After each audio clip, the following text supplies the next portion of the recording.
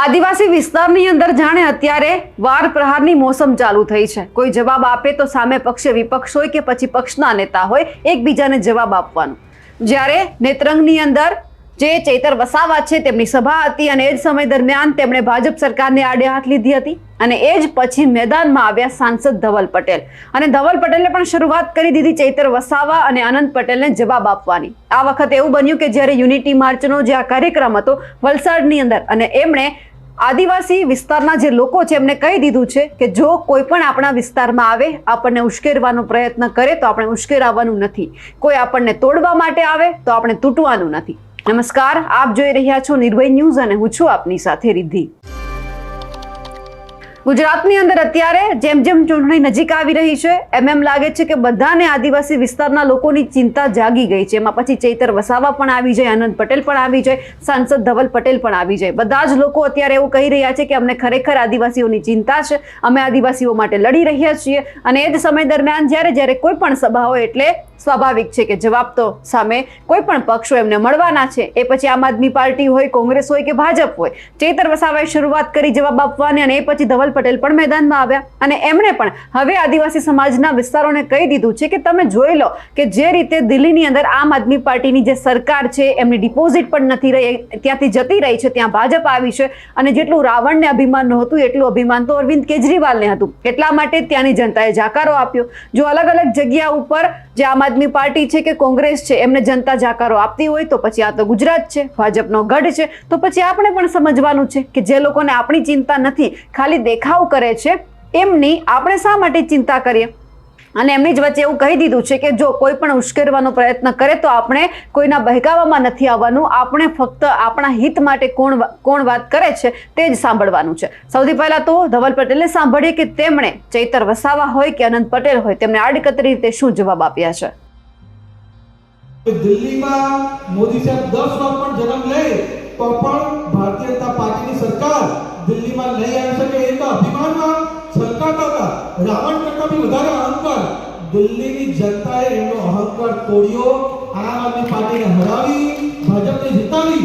એટલું જ નહીં પણ આ રાવણ કરતા વધારે જેનામાં અહંકાર અરવિંદ કેજરીવાલનો હતો કે મને તો કોઈ હરાય નહીં શકે, મારી સરકારને કોઈ હરાઈ નહીં શકે।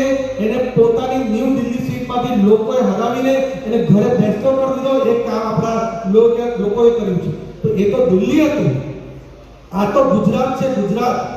ગુજરાત તો ભારતીય જનતા પાર્ટીનું ઘર છે અને એમાં જ હમણાં બિહારમાં પણ ઇલેક્શનના રિઝલ્ટ આવ્યા ત્યાં પણ એ બળગા ફૂંકતા હતા કોંગ્રેસ વાળા આમ આદમી પાર્ટી વાળા કે અમારી તો સરકાર બનશે, અમારા તો આટલા આવશે।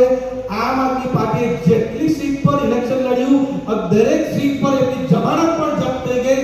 એ કામ અમારી બિહારની જનતાએ કર્યું છે અને નોટા કરતા પણ 6 ગણા ઓછા મત મળ્યા। અને કોંગ્રેસ જે સરકાર બનાવવાનો સત્તા જોતી હતી, મોદી સાહેબને આ બધી વાત કરતા હતા, એમને ફક્ત બિહારમાં 6 સીટ જ મળી, પ્રાદેશિક પાર્ટી કરતા પણ ઓછી સીટ મળી।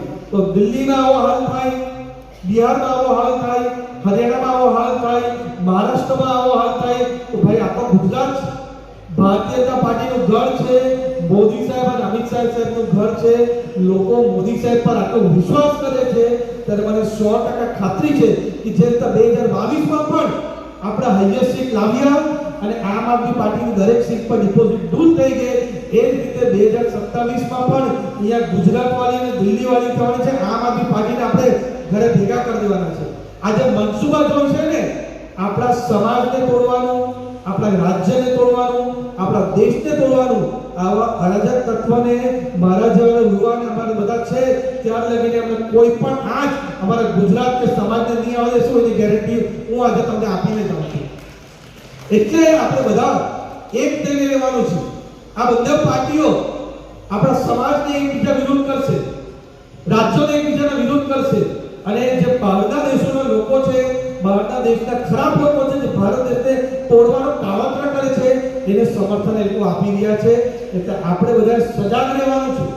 આપણને જાતની વાતમાં ઉશ્કેરણી કરશે, આપણે ઉશ્કેરણીમાં આવવાનું નથી। આપણા ભારત દેશના માટે એક રહેવાનું છે, આપણા સમાજ માટે એક રહેવાનું છે। સ્વાભાવિક છે કે બધાને પોતાનું રાજકારણ કરવું હોય છે પણ ખરેખર આદિવાસીના લોકો છે એમના હિતની વાત કોણ કરે છે? બધા જ લોકો મેવા લેવા માટે આગળ આવે છે, પણ જે ખરા અર્થમાં કામ કરીને બતાવે છે એ જ સાચો આદિવાસીના નેતા કહેવાય છે. પણ એ જોવાનું છે કે આવા નેતા કોણ બને છે. ધવલ પટેલે જે વાત કરી છે તેમને લઈ આપ શું માનો છો? કમેન્ટ કરીને ચોક્કસથી જણાવજો. સાથે જ અમારી નિર્ભય ન્યૂઝ ચેનલને લાઇક, શેર અને સબસ્ક્રાઇબ કરવાનું ભૂલશો નહીં. નમસ્કાર.